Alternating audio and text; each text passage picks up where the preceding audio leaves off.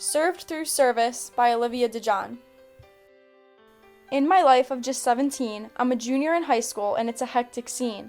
School, sports, and friends can really stress me out, so I decided it was time for me to see what else life could bring about. What better way to do this than to do acts of service? Being shy, I wanted to push myself, so I was a little nervous. But nothing stood in the way of my desire to assist, so with my plan, I decided to persist. I started my service at Manor Care Rehabilitation Center.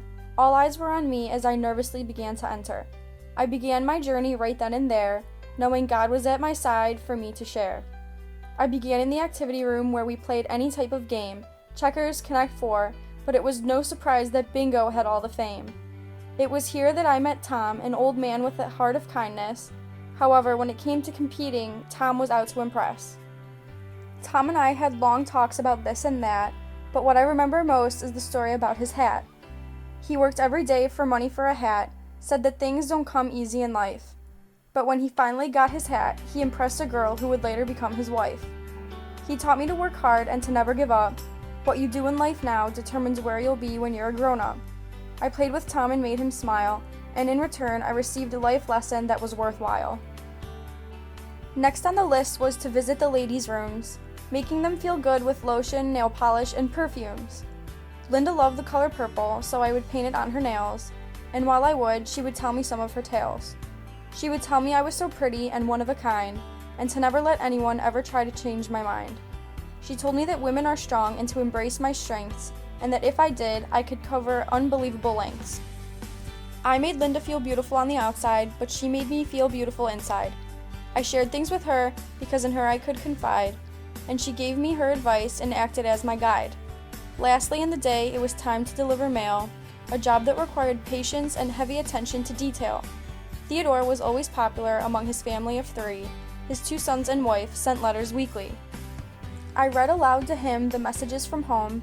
The words that I spoke made his mind roam. Tears would come to his eyes, not of sadness but of joy. Every word that I delivered was a second to enjoy. Theodore demonstrated how important family is. He inspired me to be as close with mine as he was with his. He told me that time flies and to grasp each moment. Having this realization was the greatest bestowment. I was able to spend time helping those who needed my assistance, whether it was painting nails, playing games, or delivering mail with consistence. However, the most important thing I could give was the kindness in my heart. Seeing the smile on their faces and joy in telling their stories remains my favorite part. Out of all these amazing people I've met, I've shared with you 3, the ones who made a difference in the me that you all see. Although I was the one performing service that was well-deserved, I found myself being the one who was truly served. Through my service at Manor Care, I learned that life is much more than a stressful affair. Engage in service and treat others as your guest, and you'll find that it becomes a relationship in which both of you are blessed. Through my service at Manor Care in Mayfield and Twinsburg, I participated in activities such as delivering mail, painting nails, and playing games with the residents. I also did simple tasks like tidying rooms and mopping floors, but my favorite duties were those spent with the people. I love just being able to sit and spend time with them because it really means a lot to have someone listen and engage with them. As mentioned in the poem, there were 3 of many experiences that really touched my heart in a special way. Because I was able to get so close with Tom, Linda, and Theodore, we both proved to be serving each other and making each other better, happier people, which is what service is all about.